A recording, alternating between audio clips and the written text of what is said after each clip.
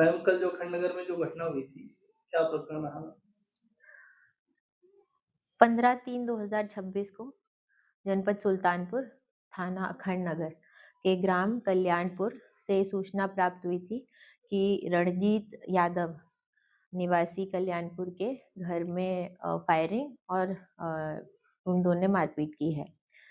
इस घटना के संबंध में जानकारी की गई तो ये पता चला कि 30-35 गुंडों के द्वारा और नकाबपोश लाठी डंडे और अवैध असलों से लैस व्यक्तियों ने रणजीत यादव पुत्र राममेर यादव के घर में घुसकर उनकी महिलाओं और बच्चों को लाठी डंडों से पीटा। उसके बाद कई राउंड हवाई फायर करी, जिस हवाई फायर में 2 लोगों को गनशॉट इंजरी हुई।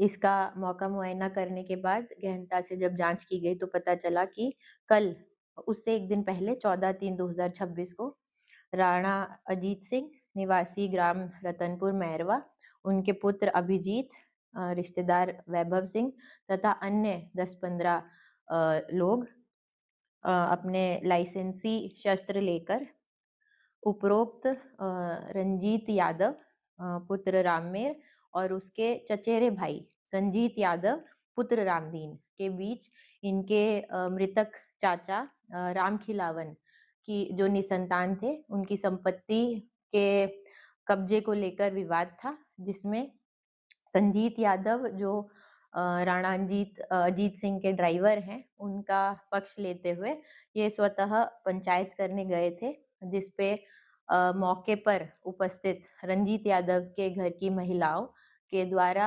वीडियो बनाया गया। वीडियो बनाकर उन्हें शस्त्र रखने का निकालने की उलाहना दी गई और उनको वहां मौके से भगा दिया गया।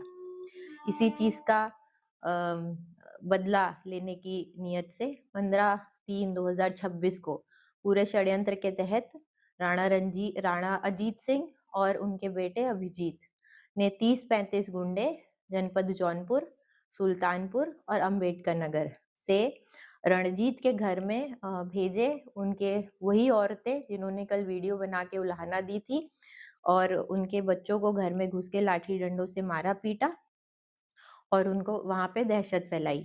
पुलिस को सूचना मिलने पर पुलिस ने विधिक कार्रवाई के क्रम में रणजीत यादव के भाई जिलाजीत यादव की तहरीर पर 9 लोग नामजद और अन्य कई अज्ञात व्यक्तियों के विरुद्ध अभियोग पंजीकृत किया।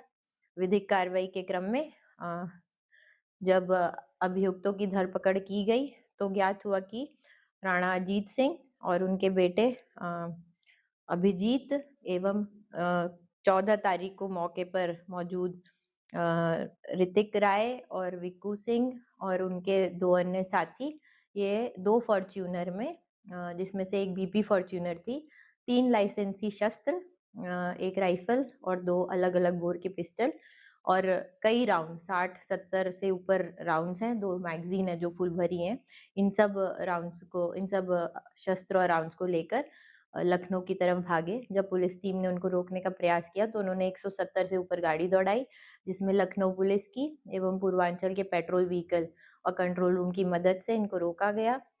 रोककर तलाशी ली गई, पूछा गया। उसके बाद ये 2 फॉर्च्यूनर और समस्त असलों की बरामदगी की गई। इसके अतिरिक्त पूरे प्रकरण में एक और अभियुक्त जो जनपद सुल्तानपुर का ही रहने वाला है और वो पैसे लेकर मार पिटाई का काम करता है, मार्शल उर्फ अजीत आदित्य सिंह, इसकी अरेस्टिंग की गई। तो इससे पूछा गया किसने इनको भेजा था। उनके द्वारा ये कबूल किया गया कि उनको राणा अजीत सिंह के बेटे अभिजीत सिंह के कहने पे बुलाया गया था। इसके अतिरिक्त 15 अन्य जो नकाबपोश गुंडे आए थे उनको चिन्हित किया गया है। उनके विरुद्ध गिरफ्तारी के लिए टीम्स को लगाया गया है। धरपकड़ अभी जारी है।